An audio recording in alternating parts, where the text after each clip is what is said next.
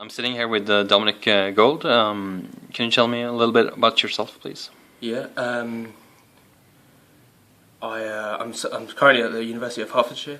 I'm just going into my third year, which is actually abroad in South Korea. So I'm fortunate enough to come over here just before that happens. I'll be heading back to the UK for about a month or so before I leave, and then I've got 1 year left at uni. But I've been playing American football for 10 years now. Started when I was 13. I'm 23 now. Yeah. All right. Now, if I understand correctly, you've played both university teams and with the university team, Hertfordshire, yeah. And with the club team as well, and national team. Yeah. Can you tell me a little bit about your experience with the national team in particular? Yeah, sure. Well, first I started playing for Sussex Thunder, junior team when I was 13. We just played 5-on-5, flag and kitted, until I was 16. And at 16, I hadn't played 11-on-11 before, but I got selected for the under-19s at 16 to play for England against Scotland, and that was, I'd say, an eye-opening experience. I mean, at 16, I was like 165 pounds playing linebacker for the under-19s. So there was some 250-pound linebackers and stuff like that there. So that was like I suppose like a coming-of-age experience. I got knocked around a bit, certainly in training. And then I think it was 18 where I got selected to play GB Youth, which was again under-19s, but it was kind of a different program. And we went up to Poland, we beat them, and then when I was 18 as well, I was playing for Farnham Knights, because Sussex Thunder didn't have a youth program at that time. Well, they were trying to start a youth program, but it wasn't up and running, and I wasn't really. I was kind of throughout junior, recruiting players and stuff like that. It gets tiring doing that for 3 years, so I wanted to go and fit into a program that was already established. And we got to the semis my first year, and then we won the Brit Bowl the second year, which is awesome. So I was there for 2 years at Farnham, and then I went on to play senior at Sussex Thunder. We didn't have the most successful first season. I think we were 0-10, something crazy. But the step up was not as massive as I anticipated. Like I thought it was going to be really intense, so I tried to get really heavy and get bigger. But I think my actual experience was much more important than just being bigger, because it's not as fast as you think it's going to be and everything like that. And then I got selected to play.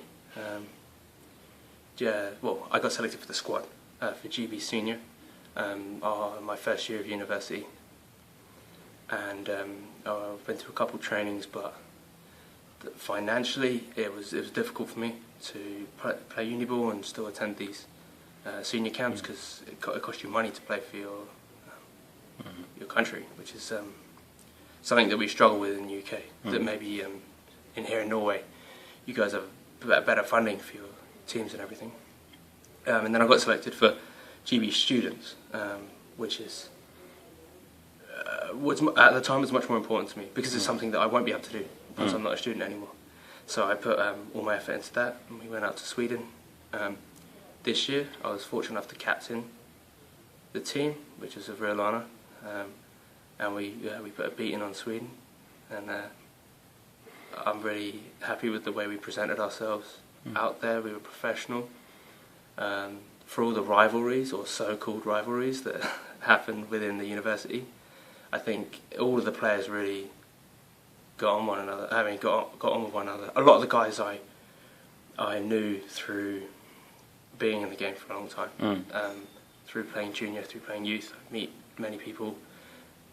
The England GB, the England under-19s, the GB under-19s. You meet players and everyone knows everyone. So, but for the guys who maybe didn't know anyone, everyone came really well together in that trip, and that trip was really awesome, and it made me really want to become part of the championships, the World Championships, Student Championships, which are coming next April. That's something I really want to be involved in. Now, you've played in the UK for a long time. Now you've also had a season here in Norway. Yeah. What would you say are the biggest differences that you've experienced? I think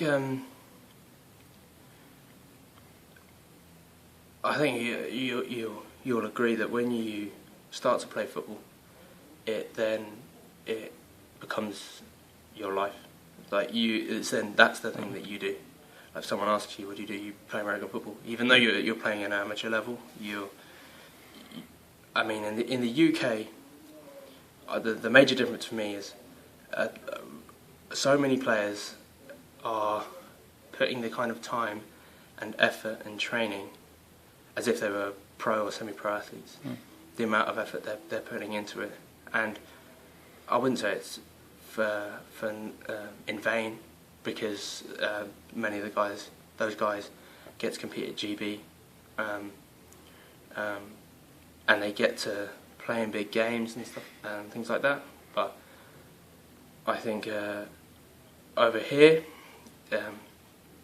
so in the UK, the level's high because all these guys are putting in a lot of effort.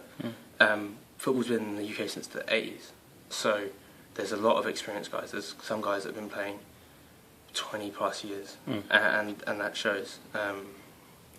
So we have a lot of experience, we have a lot of coaching experience. A lot of coaches in the UK have gone to the States.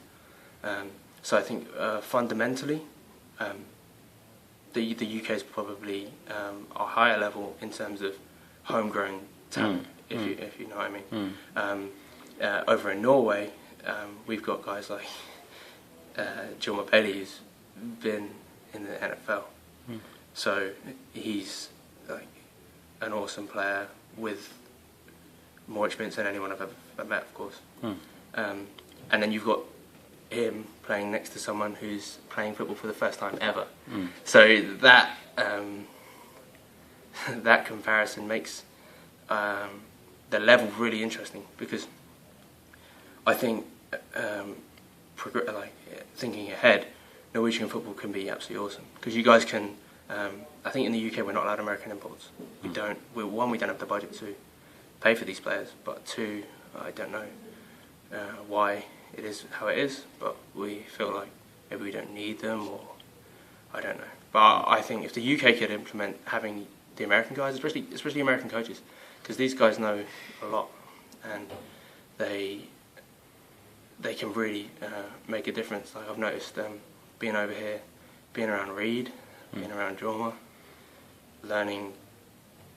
You just, I don't know, being around Americans that have played a long time, you just learn a lot.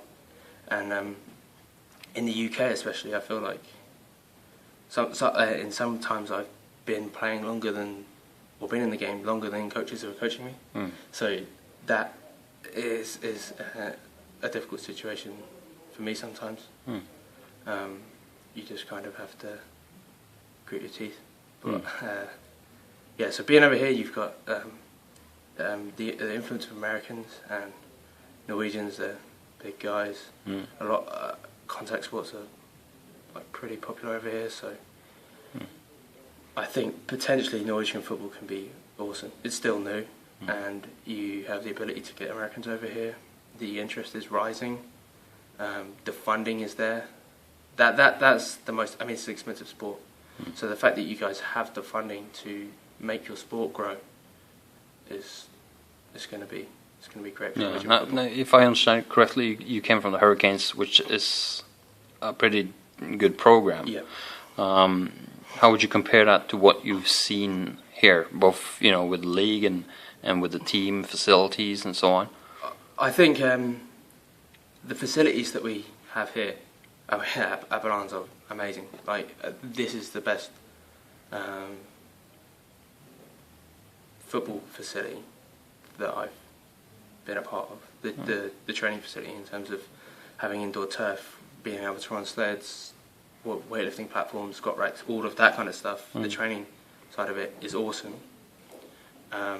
If, for example, we took the Hurricanes and then we had this facility, I don't think anyone could beat us, because at uni, the greatest thing about university football is the commitment that you have from the guys, because they're at uni, they're away from their family, they have little commitments. Some of these guys are in lectures 6 hours a week, so they don't have much to do.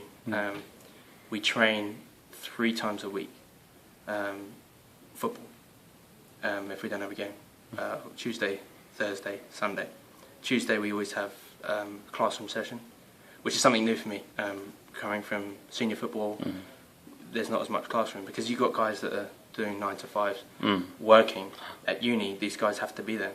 And one thing that uni ball has over, I think, pretty much any kind of amateur or professional football in Europe is you have great numbers, because it's 25,000 students, and they all want to be on a team. Especially at Hearts, we're the most successful team in the university. So we have 300 applicants every year.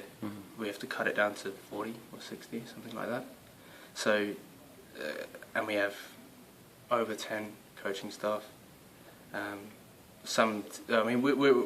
We're very fortunate in that we've got so many coaching staff. We've got 3 linebacker coaches. Some teams don't have 3 coaches at uni. We have, do you know what I mean? We have positional coaches for every position. Offensive coordinator, defensive coordinator, head coach. We have 3 physios. And having all of these things makes, this is just selfish. Just continue talking. Yeah, okay. If you don't turn up to practice enough times, you're not going to play. Even if you're good. And I think in Norwegian football, in senior ball in the UK, sometimes coaches don't have that luxury, because the next guy up he's not going to do it. So at uni, the guys that are good are normally committed. They're normally at every practice. They want to be better. And the guys that are on the fringe, they don't cut it. And then another thing great thing about playing at Hearts is the speed in which we get our rookies up to standard. So we're fortunate in that we're a very strong program. So our season is our regular season is because we're a good setup. We kind of we're comfortable throughout the season, so we can play our rookies, and then by the time we get to playoffs, most of those rookies, they're competing. They want the spots. They're starting. So in Norwegian football, in senior football, you don't have as many rookie starters. So Uniball has got that advantage. The only maybe disadvantage of uni football is maybe you don't have as many big guys, because they're young, 18-year-olds. They haven't had a life of eating or drinking, so you don't, sometimes you don't get the big guys. Right, so we're back. Dominic, what's next for you? The season is over. What's going to happen in your case? Well, I don't have any serious injuries, so I'll probably take a couple of days off, and then I'll start my strength training. I don't want to hang around. I want to make the most of, especially if I'm staying here for another couple of weeks. I want to make the most of the facility, get some strength training in, and then I'll head home, continue that strength training, and then I'm heading to Korea, to Yonsei University.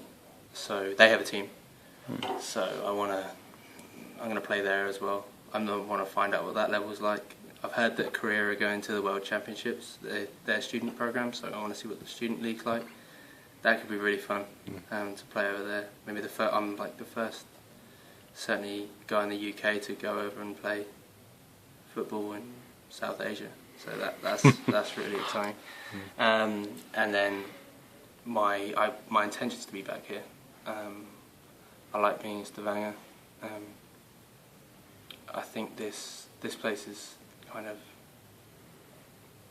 buzzing in terms of potential, not party atmosphere. I'm not that guy. But the sport's growing. Everyone's intention's good here, so I want to be back here next year. I want to help the program grow. I feel like I'm part of the program. I'm in the loop.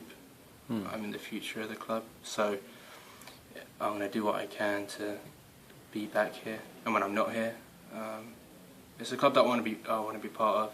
You guys welcome me in. A lot of the guys, I feel like I can teach, especially some of the young guys. Maybe look up to me. I want to teach them maybe what it takes. If I got what it takes, I don't know. But I can see, especially in some of the junior players, they got really good potential to be successful, make the Norwegian national team. They've got that kind of potential. Maybe the Europe team. So I want to get back here. Maybe find some work here. I've got that luxury of being in the EU. So I'll be in Korea for 8 months or so, and my goal is to get back here May, late April time, I would imagine, and then get back to work. All right. Yeah. Well, thank you for the interview, and good luck, Dominic. Thank you.